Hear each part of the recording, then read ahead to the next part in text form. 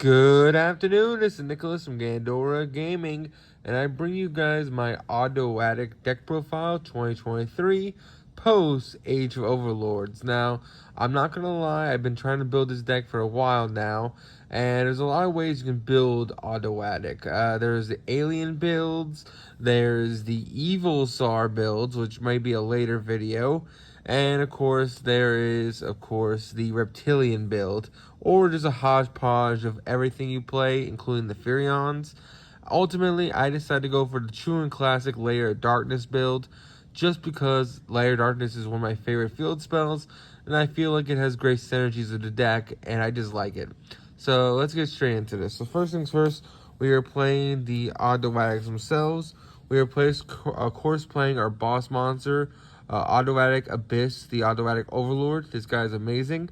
It discards in your graveyard, contribute 3 monsters, spell summon this card, and once a turn, while this card is face up on the field, quick effect, send all monsters on the field to the graveyard except him, which is pretty amazing. Also, he also keeps monsters that are reborn from grave, so usually your automatics are fine because they're reborn from grave, which is really good. So he's basically a born nuke, which is really cool. Plus he's 3100, so he's a little big.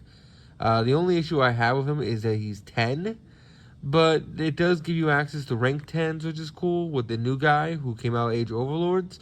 I just felt like it's not often enough you have both on field to make that rank 10 play. So that's another possibility you can build with the deck.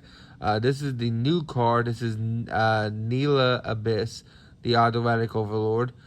Basically, if a monster is sent from hand or deck to graveyard, which is really easy to do in this deck, while this card's in your graveyard, spell summon it, but you're locked into reptiles, which just sucks, but you can also reborn this doing other things, so you're not reptile locked, which you gotta keep that in mind. But if this card is spell summoned from the graveyard, you target one monster in the graveyard, except himself, spell summon it, which is really good. So the idea is that you want to reborn this card, and then while this card's on field, you can then spell summon another Automatic from grave, which is really good. That is it for our 10s.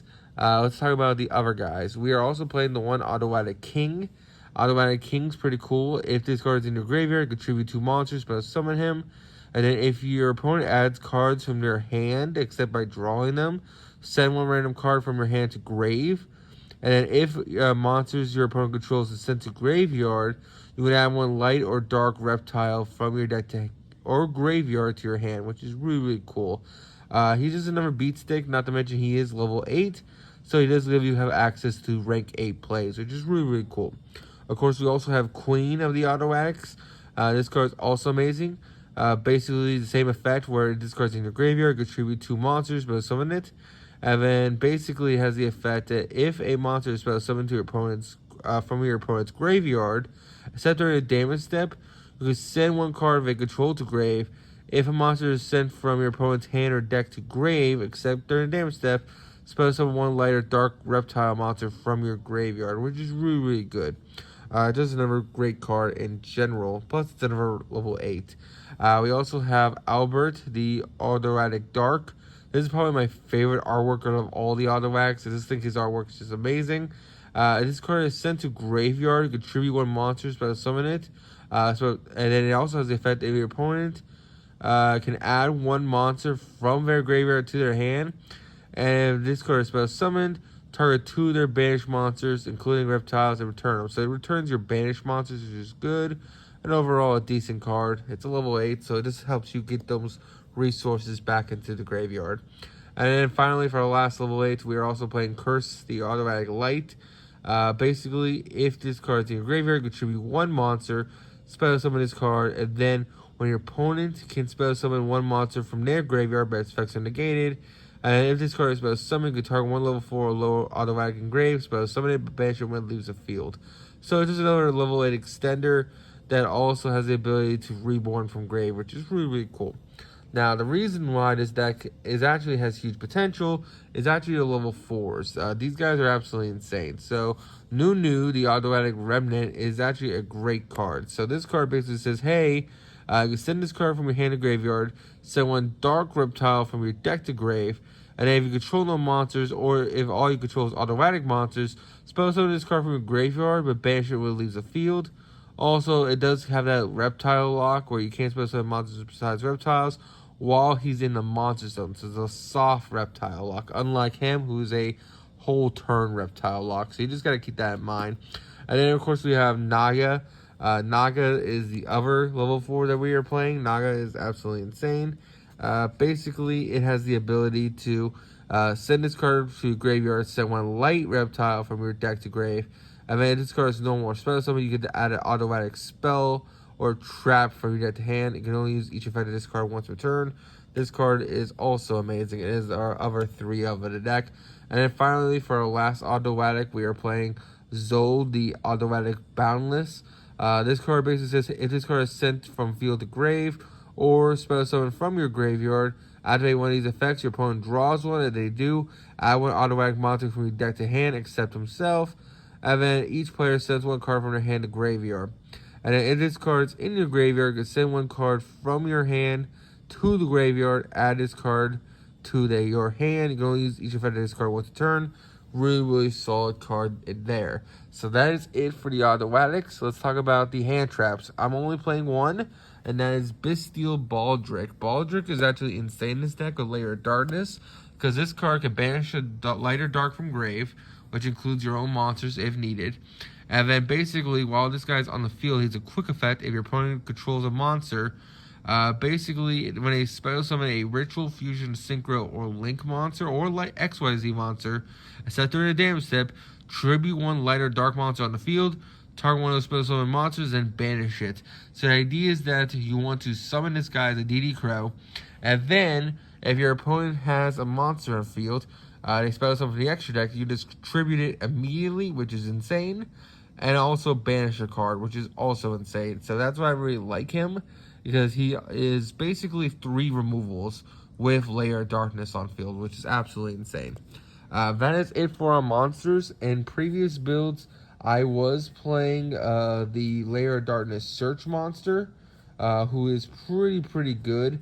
My only issue with him is that with Metaverse back into the deck, we had 10 copies of Layer of Darkness, and I felt like we just had too many layers in hand, and it just wasn't a good card. So Layer is amazing, but not when you have 10 copies in hand. So that's why I prefer this guy, because he's 3 interruptions with Layer of Darkness on field. Because he's a DD Crow, he's a tribute, and he's a banish, which is absolutely insane. Then we're going to talk about Layer of Darkness itself. This card's absolutely insane. During either player's turn, for starters, all monsters become dark monsters, which is great because you can super poly them and you can activate Gozen Match on them, which is insane.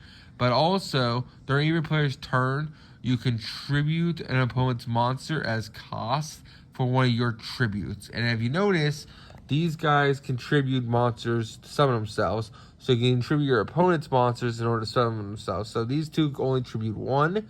So you can tribute one of your opponent's monsters to summon themselves. These guys could require 2. So all you have to do is tribute one of your monsters and one of their monsters. And this guy, of course, requires 3, which sucks, but what can you do?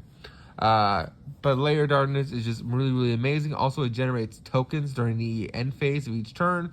So worst comes to worst, it gives you tokens to use as either link material or tribute material, which is also really good.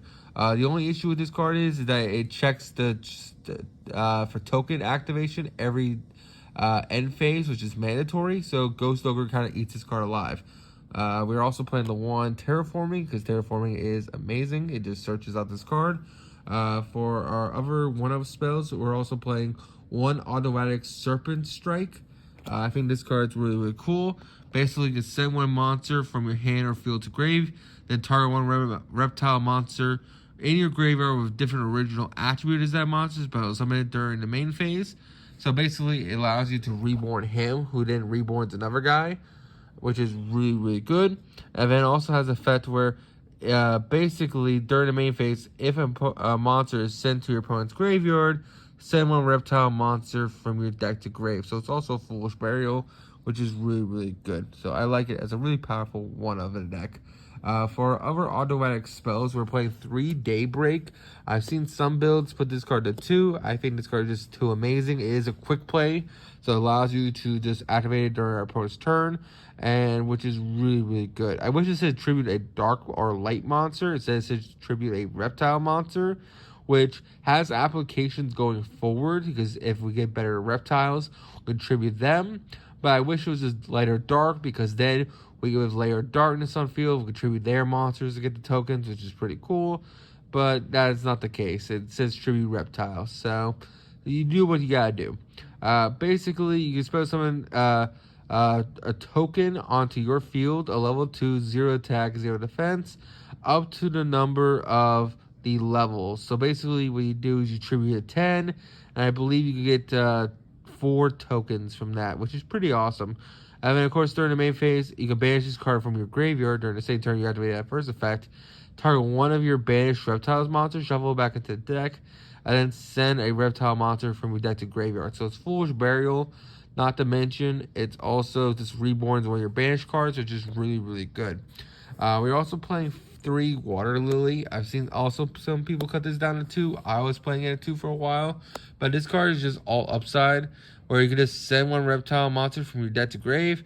Then if you have 5 or more reptile monsters in your graveyard with different names, you can spell summon 1 reptile monster from your graveyard, which is really, really powerful. It is a once per turn, so you do gotta be careful, but it's still a really insane card. We also have Snake Rain. Now, Snake Rain is a custom card. This card is always going up in price until they reprinted it, but this card is just amazing. Discard 1 card, spell summon, send 4 reptile monsters from your deck to grave, which is absolutely insane. One of the most custom cards ever to exist.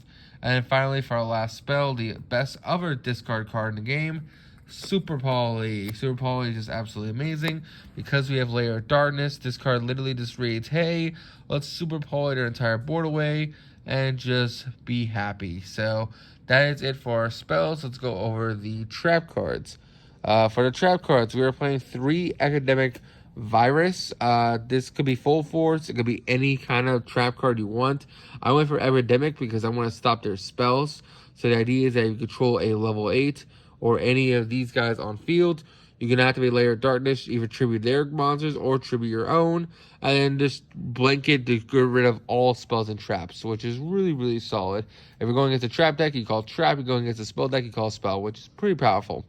We're also, of course, playing the 3 Metaverse because we're not playing the level 4 main deck Layer of Darkness guide to search the field spell.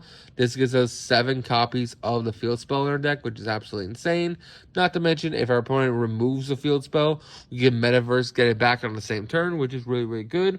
Also, Layer of Darkness Tribute effect is a soft once per turn, so you can activate Layer of Darkness's effect, tribute your opponent's monster that turn, then activate Metaverse, place another Layer of Darkness, and then tribute their monster again, which is also really, really great. And then finally, for the last card we are main decking is 3 Gozen Match. Gozen Match is just one of the best floodgates for this deck. Basically, each player can send monsters they control to graveyard until they go and control 1 attribute, which is really, really good because Layer of Darkness says they're all dark now, which basically means if they're playing any deck besides a dark deck, this completely locks them out of the game, which is really, really powerful. And that's really about it. I can go over the extra deck real quick. It's basically very simple. 1 Starving Venom, because Starving Venom requires 2 darks.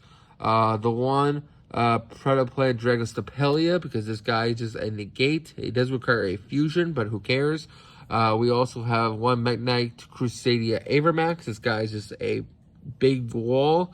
We also have the Cosmic Slicer Zero Aura. A lot of the builds that you see with the Evosaurs and the Lavals and the Quaddles and the what the hell is this card called? The Reptilians.